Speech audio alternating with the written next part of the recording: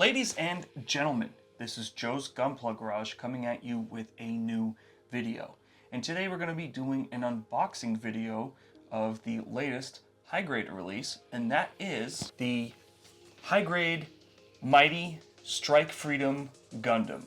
So, if you haven't had the chance to see Gundam SEED Freedom yet, I'll give you a brief lore dump about this mobile suit. This is the Strike Freedom Gundam Spec II, but it has a different backpack on it.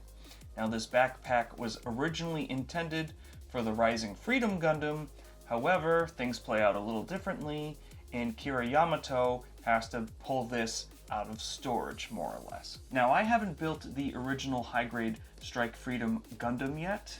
I have it in my backlog, so I cannot do a decent compare and contrast video. This will just be a simple unboxing. We'll take a look at the runners, we'll take a look at the parts, and I'm interested to see what the gold parts are like on this kit in particular, because a lot of people don't typically like the injection mold type of color that Bandai uses. It ends up coming out like a curry or a type of cheddar cheese. It's not a great look for gold. So on all the box images and the promotional images of this mobile suit, the gold on the wings itself definitely look a lot better. It's not plated, so it's not chromatic and shiny, if you will. It doesn't have that mirror finish that you would usually get with a plated type kit. So I don't think gloves are going to have to be required on this one, but I've spoken enough. This is brandy new, hot off the truck. Let's crack this open and take a look at the runners and see what we see on this kit. So I'm going to put the camera up and we're going to go from there.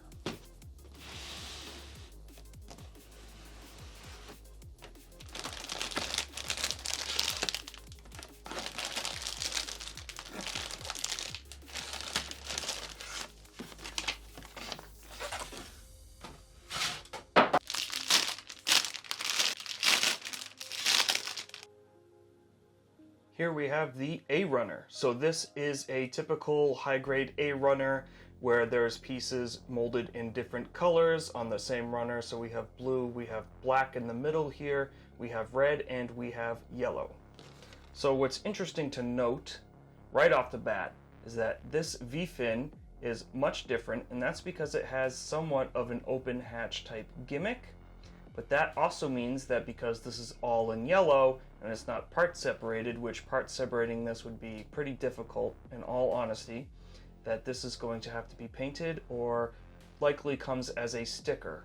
On the sticker sheet we can see that it is sticker 2 and sticker 3, so that's an area you'll definitely want to paint, because that sticker, you're going to lose all that detail in there by using the sticker. I mean, you're going to lose all that venting in there and that cone in the center there. You're going to lose all that if you use the sticker. So that's a piece that you're going to want to paint if you ever want to display it with this. It's optional, as you have the normal V-fin with that closed.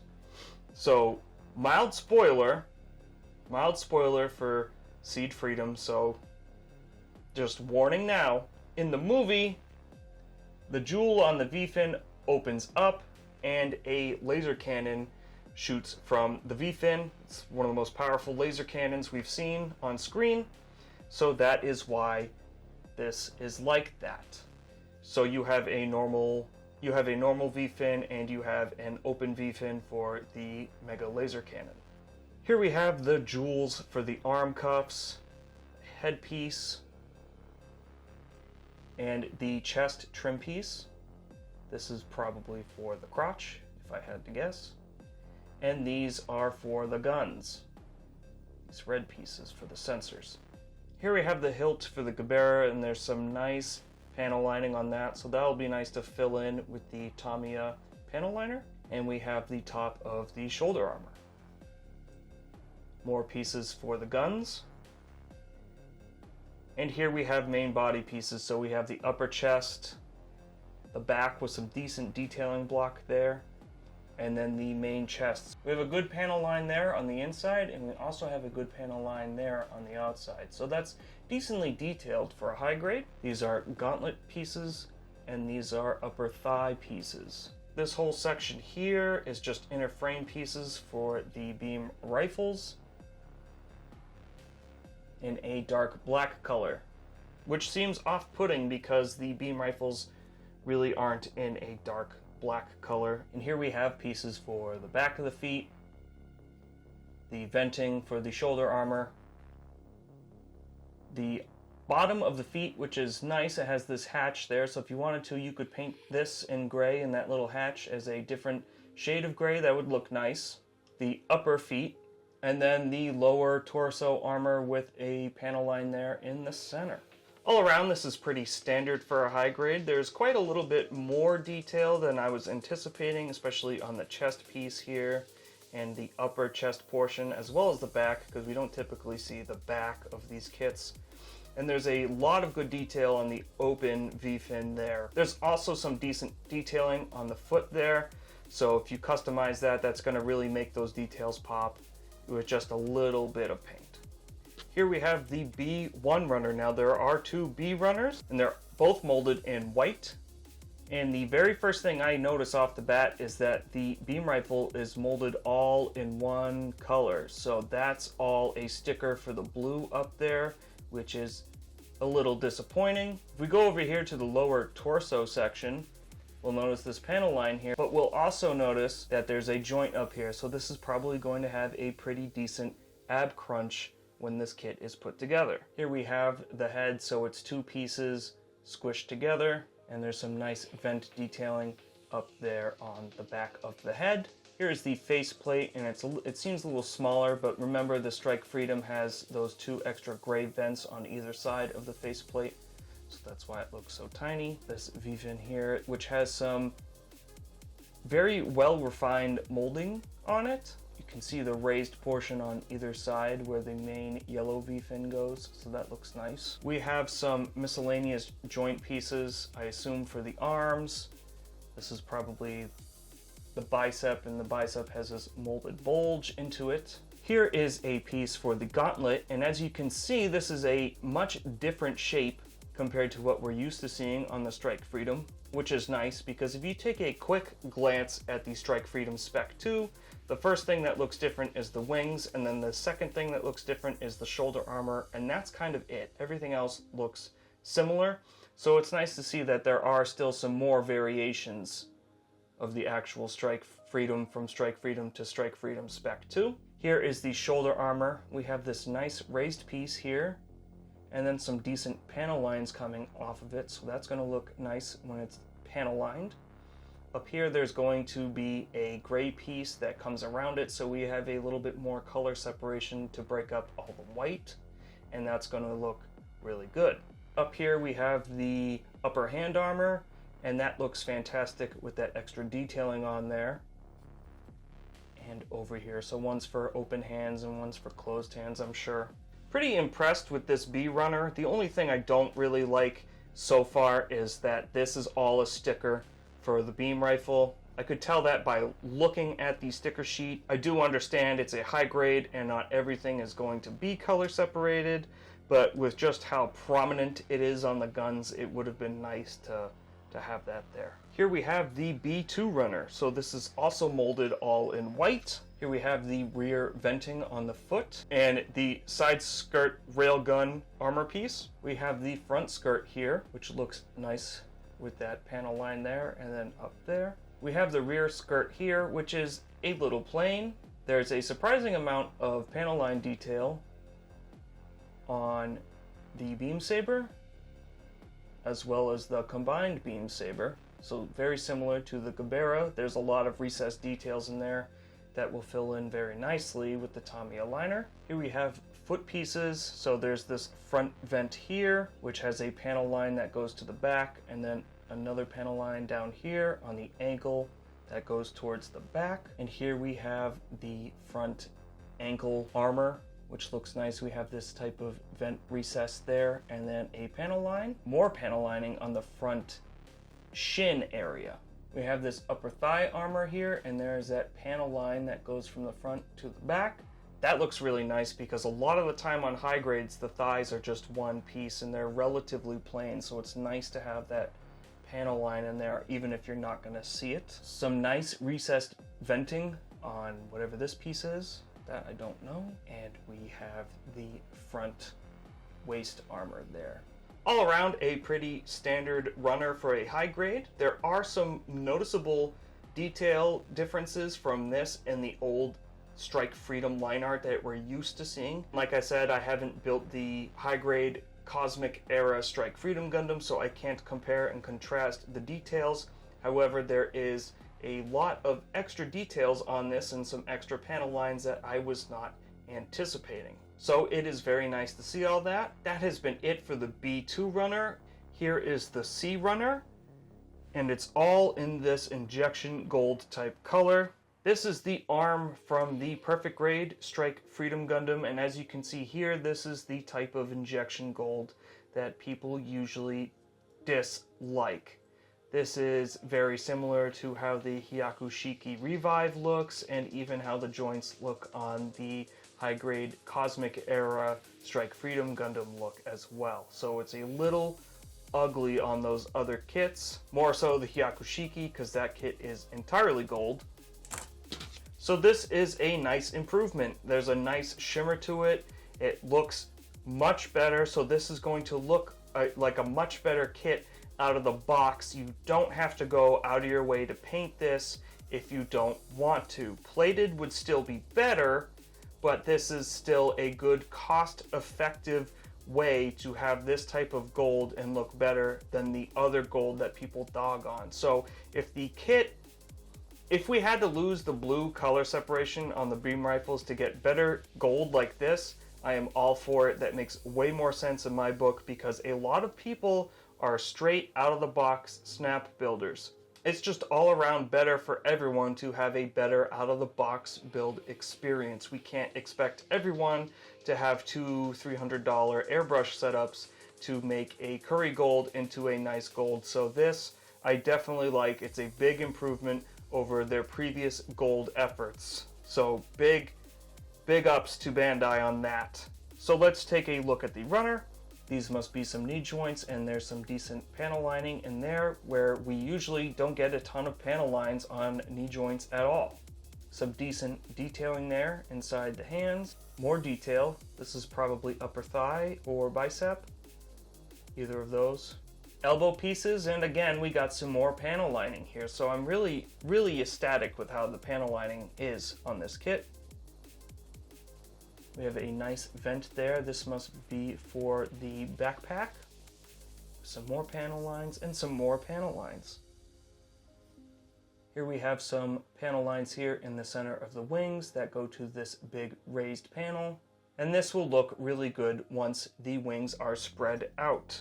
Color me impressed with this kit so far. This is going to look pretty good out of the box, and I'll make sure I do an out of the box review for you guys so you can take a look at the kit in its completed state. So let's move on to the D runner. The D runner is right here, and this is all going to be joints. So here we have the shoulder armor joints and bicep arm joints here, waist joint. This is just a joint runner, so you're not going to see this a heck of a lot, but this is the exact type of gold that we're used to seeing, where it just is flat. It's not shimmery. It just looks like cheese. It looks like a curry slash cheese. It just doesn't look fantastic. So this, absolutely a big improvement over this. I definitely like this better than this. Here we have the E runner. So this is in a very light gray, and this is primarily the rail guns here. This is inside, so all this is covered. That's just to connect the pieces together. Decent panel line up there on the gun. This is for the upper shoulder area, and some more venting. This piece here I assume is going to be for the wings, and this vent here I assume is for the wings. This is the back half of the rail guns. Not a ton of detail on here, but we do have that little bit there.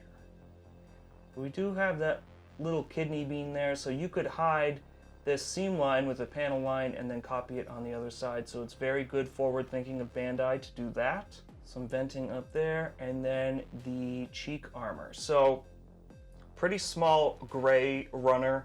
Not bad, not terrible, but it's mostly just gun pieces. Here we have the F1 runner. This is all in white. and this is the wing portion. So this looks like a big panel line in here, but this is actually where these foil stickers get inserted to, very similar to the Schwarzette, because the wings will slide upwards and show off the pink in there. So this here in the center is a panel line, that's a panel line, this is for the pink. So I will probably end up using the stickers on this piece, just because painting that will take a lot of masking, and I think the result will be negligible. If it's recessed in there, sometimes I use a sticker. I know that's somewhat taboo, but the sticker will be okay, in my opinion. If that's how you build, that's how you build. If you're building for a professional competition, then you may want to not use stickers. However, remember, Gunpla's freedom, it's all up to you. This is the top of the backpack itself, so this wing is in the center. This is the top portion of the wing, and there is no panel lining on that. And I believe this is the bottom portion of the wing. On the back of the wings here, we have more panel lines. And then we have this piece, which this is a little ugly, these mold lines in here. I hope that's covered. I hope that when you open the wings, this isn't really kind of visible to the naked eye. I assume like this backpack connection is probably going to cover most of that up. I would still probably like to putty that in there so then you don't really see it and it just looks like a full panel like it belongs there. If I puttied this closed, that would remove the kind of toy effect that this would have. But all around, not a terrible F-runner, some very good panel lines on the wings, and I'm excited to see what the foil stickers do and how well they do with the parts moving. I assume the moving parts aren't going to touch the sticker, so I think it's going to be okay. It's just making sure that you can get the sticker within those tight channels and keeping it straight and accurate and in the actual line rather than up one side or the other side. You know what I mean. Here is the F2 runner again in all white. And again on the back, we'll just start off with this. There is more of this type of molding in here, but this is more or less the same with just some miscellaneous joints there for wing connections. The primary difference between these two runners is this, which is the bottom half of the wing scoop, if you will, from that center wing. There's a hatch there in the middle, as well as some panel lining up here. So I assume this is the pilot's hatch, and that's how you would get into the actual backpack itself. This looks pretty good. I'm overall very impressed with this high grade. Here is the G runner, and this is just the blade for the Gabera in all black, which is interesting because it looked silver in the movie. It looks like we have a smooth surface here, and it's textured on the back half of it. So that's definitely pretty interesting. But yeah, you can see where the blade is smooth and where the back half of it is somewhat textured. It's like a satin almost. So that's pretty cool how they were able to pull that off. I'm just confused why this is black and not silver, because it definitely looks chrome silver in the movie. Here is the H runner. This is just the beam shield and the eyes. It's nice that this isn't a big sticker like it is on the real grade. That was definitely disappointing on the real grade, was putting a sticker on where the beam effect is. So it's nicer that this is actually, you can see that there's something in there in the mold itself. It's kind of diamond shaped. It looks much better than what we got with the high grade, and I wonder if this is kind of a leftover from the Permet molding piece that we got with Ariel, but that looks really good. Here is the Beam Saber runner. It's the same one we've been getting for years. Here we have the foil stickers, and this is similar to the Schwarzette, so this comes off and it's a thicker sticker. It's not like flat, it's not flaky. It's not flat and it's not flaky paper. It's a little more plastic and rigid. So that's what these foil stickers are, and these are for the wings. Don't let anyone shame you into not using these. Using these would be perfectly fine. Here is the other sticker sheet. So this is for the gun. I believe these two are also for the gun. So these probably go around the sides and this goes on the top. Don't know what this blue is for.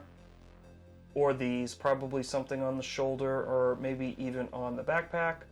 We know that's for the V-fin, those are for the eyes, These are for the railguns, and I think these are for the beam rifles. I don't know what these two reds are supposed to go to, but that's why we have a manual. Here is the manual, and it's not a fold-out manual, it's openable like a book.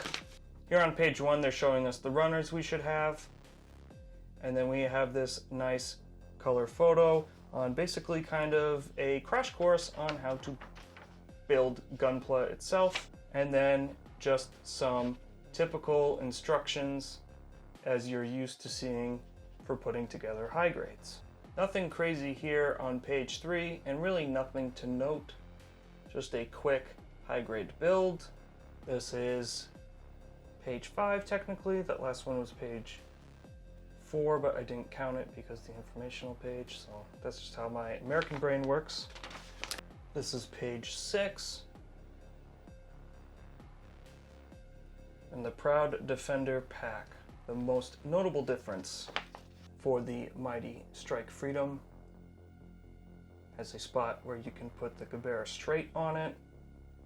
And of course, because it's a high grade, it's a relatively quick and fun building experience. Here on the weapons page, we can see that most of the stickers all belong to the rifle. In fact, I think almost all the stickers on this kit belong to the rifle. So the beam rifles on this kit are probably the weakest link behind it, but with everything else being so good, I will forgive it, and I'll just mask and spray those pieces.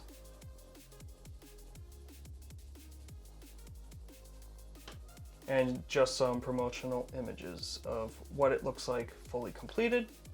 Thank you all so much for watching this unboxing video of the high-grade Mighty Strike Freedom Gundam. I can't wait to build it, snap it real quickly, and get a review up for you guys.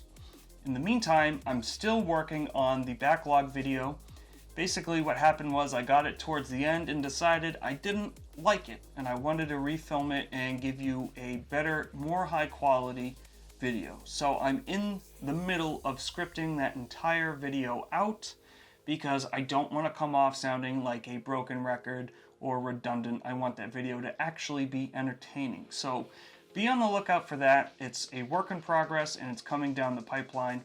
In the meantime, I'm going to build this kit and get a review of it up on the channel as quickly as I can for you guys, because I know that this is one of the bigger, more premier high grades coming out this year, as it's a Kira mobile suit and people do really love Kira, and it's kind of the final upgrade to the Strike Freedom that we see in the SEED universe. I would just like to give you an honest review of it, so be on the lookout for that video coming shortly. Thank you so much for watching this video. You guys have been doing a fantastic job supporting me and supporting this hobby of mine. I'm going to continue bringing you guys some great content, so make sure you like and comment below and tell me what you would want to see, what you want to see unboxed, what you want to see reviewed, and I'll do my best to work on it. In the meantime, stay safe, have fun, and happy building.